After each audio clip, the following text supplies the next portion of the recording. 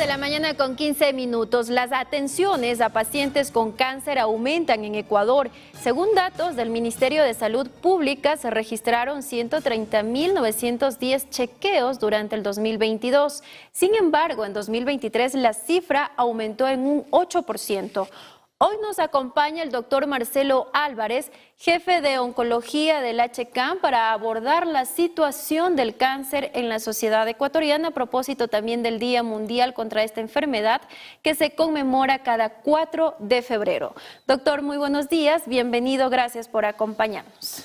Muy buenos días con todos los televidentes. El cáncer, sin duda, es un problema de salud pública. Exactamente, y es un problema que causa mucho dolor en la sociedad y que es muy costoso para el Estado, su manejo y su tratamiento. Lo principal en el cáncer es hacer prevención y diagnóstico precoz, y a eso tiende el Día Mundial del Cáncer, que es el 4 de febrero, hacer prevención con medidas generales para que la sociedad pueda disminuir la incidencia de cáncer hasta en un 50% según datos de la Organización Mundial de la Salud, y diagnóstico precoz para que con diagnósticos muy tempranos del cáncer se pueda lograr curación en casi la totalidad de los pacientes. ¿Cuáles son estas medidas para tener esta prevención y esta detención precoz muy fundamental para salvar vidas, doctor? ¿Quién creyera? Son medidas fáciles de hacer, que las conocemos todos, pero no las practicamos. E incluso con esas medidas también disminuimos la mortalidad de problemas cardiovasculares, que son las dos principales causas de muerte, problemas cardiovasculares y cáncer. Estas medidas son básicamente hacer ejercicio, no ser sedentarios, tener una alimentación sana, muy variada, sin excesos de grasas. La obesidad es un problema importante en el cáncer y básicamente evitar hábitos perniciosos como el tabaquismo, el alcoholismo, que son factores importantísimos para el desarrollo del cáncer. Ahora bien, bueno, en el argot popular se habla de que todos somos propensos a tener esta enfermedad en cierto momento. ¿Cómo se desarrolla el cáncer en cada persona? Bueno, el cáncer, un 15% de cánceres tienen un origen familiar y genético, que es bajo el porcentaje, y el 85% está relacionado con factores propios del individuo y medioambientales. El cáncer se inicia básicamente con la transformación de una célula que adquiere características patológicas y que empieza a reproducirse de manera más rápida. Y con esto empieza a crecer un tumor en algún sitio, en cualquier órgano. Existen más de 200 tipos de cánceres en el cuerpo. Y este tumor, inicialmente pequeño, cada vez va creciendo más, y el cáncer tiene la facilidad de, a través de vasos linfáticos o vasos sanguíneos, regarse a otros órganos y producir lo que se llama metástasis y estadios avanzados y ya incurables. Entonces, normalmente empieza con algo muy pequeño, indetectable, que en algún momento ya se puede detectar con ciertos exámenes, y claro, cuando está avanzado y ya da síntomas, generalmente es un caso muy complejo. ¿Y cuál es como que la recomendación más frecuente que hacen los médicos, por ejemplo, cada año realizarse exámenes? Lamentablemente no existe exámenes que garanticen el detectar todos los cánceres, pero en el mundo está totalmente reconocido y aprobado que para cáncer de seno las mujercitas deben hacerse idealmente en nuestro país una mamografía cada 2 años si es que es normal, o según recomienda el médico, cuando hay algún hallazgo patológico sospechoso, debe hacerse el Papa Nicolau a partir de los 25 años, cada 3 años, si es que es normal. Un análisis y reconocimiento de la piel en busca de cánceres de piel, vasocelulares, camocelulares o melanomas. Y en hombres, la situación es más compleja todavía, porque el cáncer de próstata es un cáncer que está en discusión si se debe hacer o no un diagnóstico precoz, un screening, perdón, en busca de cánceres tempranos, y es algo que se debe conversar entre el médico y el paciente para acordar si el paciente desea hacerse diagnóstico precoz. Entonces, estos son los principales cánceres que se pueden hacer estos exámenes. También el cáncer de colon se lo puede hacer con una prueba inmunoquímica de sangre oculta en heces.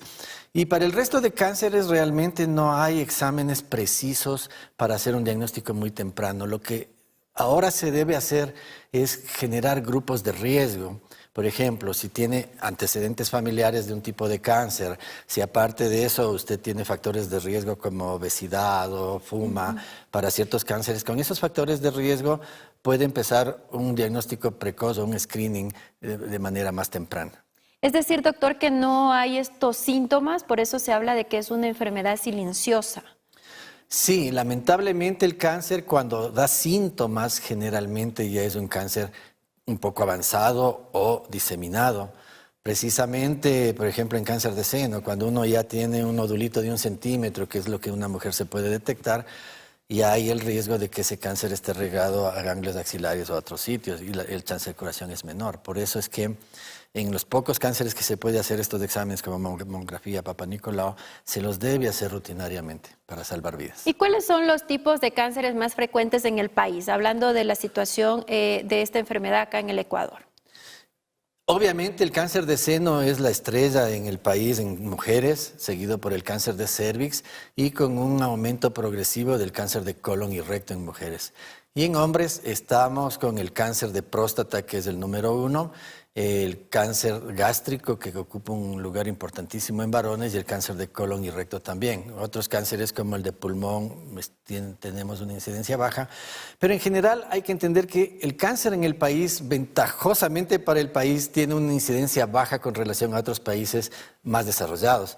Nosotros tenemos una incidencia de más o menos 152 cánceres por cada 100.000 habitantes, que es un promedio bajo cuando otros países están en 300. De todas maneras, es un problema de salud pública muy grave porque lamentablemente por falta de educación en la sociedad, falta de acceso oportuno para exámenes, el diagnóstico es muy tardío y la mortalidad de países en desarrollo como el nuestro está en alrededor del 60%, mientras en otros países están menos del 50%.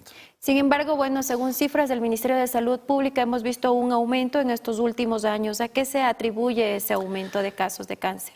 Hay muchísimos casos. Según el Globocan y sus datos, tenemos que para el año 2022 se registraron 30.000 casos de cáncer en el país. Este aumento es progresivo porque tenemos un envejecimiento progresivo de la sociedad y conforme los seres humanos nos hacemos de mayor edad, tenemos más riesgo de desarrollar cáncer. Tenemos múltiples factores medioambientales que mientras más expuestos estamos en la vida, hacen que desarrollen más cánceres. Entonces, son múltiples factores ambientales, genéticos, sociales, que están haciendo que el cáncer poco a poco vaya aumentando. Más o menos en el país se calcula que crece a un ritmo de 1.2, 1.3 al año la incidencia de cánceres. Y eso va a ser progresivo, cada vez más frecuente. ¿Y a qué grupo etario, por ejemplo, afecta más también esta enfermedad?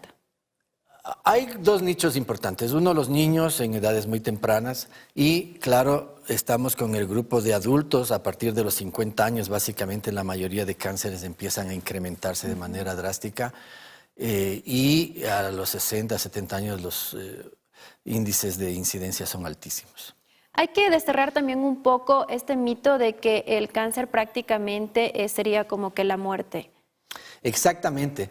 La gran ventaja de hacer diagnóstico temprano, prevención y hacer un diagnóstico un poco más oportuno, de cánceres menos avanzados, ha permitido que en países de primer mundo, básicamente, la mortalidad por cáncer esté en alrededor de 45-50%, es decir, que de cada 2 pacientes diagnosticados, 1 se cura completamente. En nuestro país estamos alrededor del 60%. De todas maneras, es un porcentaje bastante bueno, pensando justo en esto que la sociedad tiene en mente, de que cáncer, terrible, muerte, y no es así. Incluso con los tratamientos oncológicos actuales, la sobrevida de los pacientes con cánceres avanzados se ha triplicado, cuadruplicado, de meses que vivían antes, ahora viven muchísimos años con buena calidad de vida. ¿Se recuperan totalmente o es como que un control a la enfermedad? Depende de la situación. Si es un cáncer no muy avanzado, las posibilidades de curación son altas, por eso es que 1 de cada 2 pacientes se cura. Si es que es un cáncer avanzado, normalmente el cáncer se controla, disminuye su tamaño, sus efectos, sus síntomas. La idea de la oncología actual es cuidar la calidad de vida para que el paciente, lo mucho o poco que tenga que vivir con su enfermedad, lo haga de la mejor manera posible y dignamente. Hay casos que, por ejemplo, ya se han controlado o se han curado y después de años nuevamente regresa la enfermedad. ¿Es dependiendo del tipo de cáncer? Depende del tipo de cáncer, del estadio que nosotros llamamos, o sea, cuán avanzado estuvo, si fue ya un tumor que se empezó a regar localmente, la probabilidad de que a futuro regrese es mayor. Hay muchos factores que determinan esto y no hay un estándar único de decir esta paciente necesariamente va a regresar o esta paciente está totalmente curada. Por eso es que normalmente en los pacientes diagnosticados de cáncer y tratados se hace un seguimiento por un tiempo bastante prudencial para definir si el tumor va a regresar, porque hay que acordarse que de los 3 a 5 primeros años después del tratamiento son los periodos de mayor riesgo para que un cáncer regrese. ¿Y cuáles son los tratamientos, doctor, también que involucran al núcleo familiar? Bueno, el cáncer es un mal que afecta a toda la sociedad, el paciente obviamente, la familia, los amigos, toda la sociedad que le rodea. Entonces, los tratamientos oncológicos siguen siendo un poco complejos, costosos, un poco tóxicos e incluyen, claro, desde las cirugías mutilantes en mayor o menor grado y luego los tratamientos de quimioterapia, de inmunoterapia, de terapias dirigidas, de radioterapia, hormonoterapia, múltiples tratamientos. Generalmente se hace un abordaje multidisciplinario con varias especialidades que intervenimos y también, obviamente, es el soporte nutricional, psicológico, al paciente, a la familia. Realmente el tratamiento del cáncer es un manejo integral de todo lo que le rodea al paciente y su entorno. Nosotros nos alegramos como, por ejemplo, vemos noticias alentadoras de los avances en medicina para el tratamiento de cáncer. ¿Cuáles son esos avances en medicina? Bueno, en cuanto a oncología, los últimos avances con terapias dirigidas e inmunoterapia, que son los más recientes, son excelentes porque han logrado triplicar y cuadruplicar la sobrevida en muchos casos, pero también son un poco frustrantes porque si bien son avances importantísimos, la gran mayoría de estos avances realmente no curan la enfermedad. Lo que han logrado es alargar la sobrevida de los pacientes con enfermedad diseminada.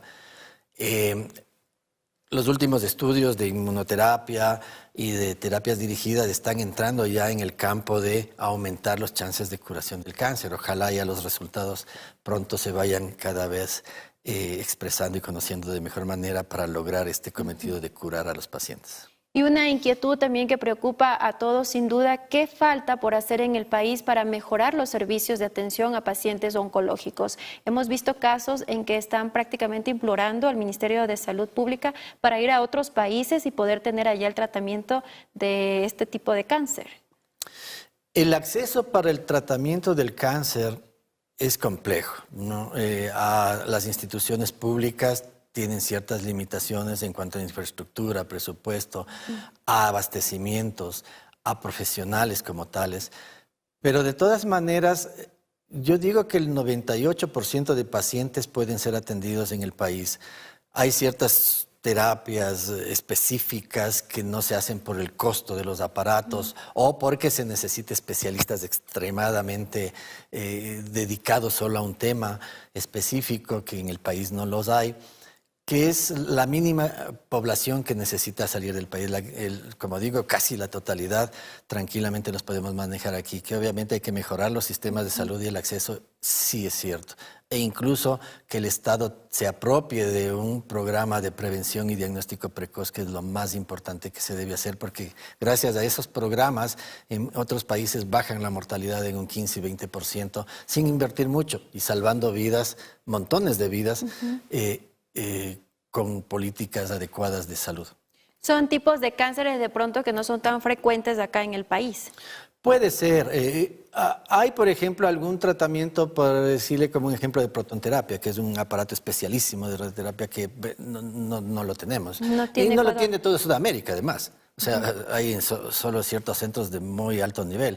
Son casos muy puntuales realmente, ¿no? Trasplantes de heterólogos, cosas muy específicas, pero que en la gran mayoría de países de América, de Sudamérica, de subdesarrollados, no los tienen. Y es obvio, porque son costos altísimos para sostener esa tecnología que no amerita de acuerdo a la incidencia que tiene un país.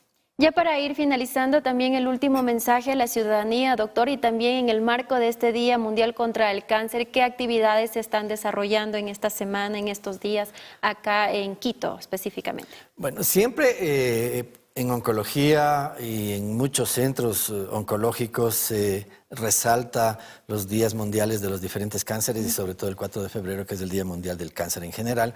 Y claro, se hace charlas educativas, flyers que se entrega a los pacientes. La idea de esto es que se geste realmente un programa adecuado de prevención y diagnóstico precoz a nivel estatal para que sea algo generalizado en el país.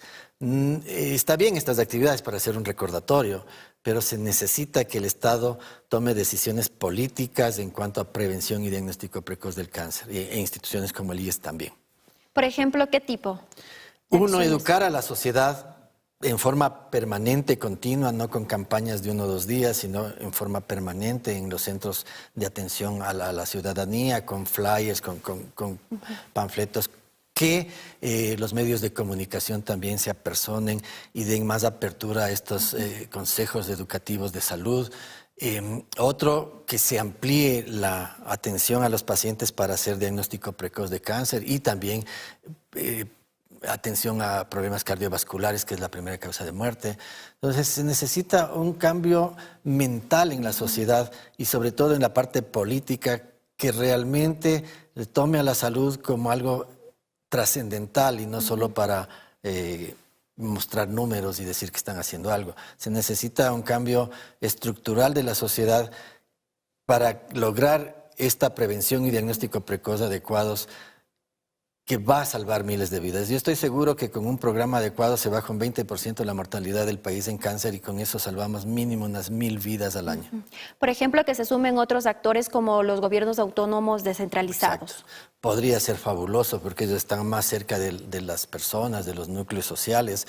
O sea, tiene que ser una política integral de todo el Estado, de toda la sociedad, no solo campañas puntuales, diarias, muy esporádicas. Usted como jefe de oncología del Hospital Carlos Andrade Marín, ¿cuál es la situación de esta atención a los pacientes oncológicos en este hospital? En oncología del Andrade Marín atendemos más o menos a 5000 casos nuevos al año. El Hospital Carlos Andrade Marín es un centro de referencia de 12 provincias y la población que tiene a cargo es casi 4 millones de habitantes. Eso hace que este número sea altísimo. Es el centro oncológico clínico que más pacientes atiende. El año anterior vimos 45,000 consultas. Es un centro que se ha organizado de tal manera que no tiene listas de espera y si usted va y toma una cita en oncología le dan para 2 días por la prioridad que se necesita para el manejo de los pacientes con cáncer y porque sabemos que obviamente cuando le dicen usted tiene esta patología viene el desespero y la angustia de los pacientes que hay que atenderla de manera oportuna y prioritaria. Muchísimas gracias por este diálogo informativo, muy importante tratar este tema, doctor. Que tenga un excelente día. Le agradezco por el espacio, gracias.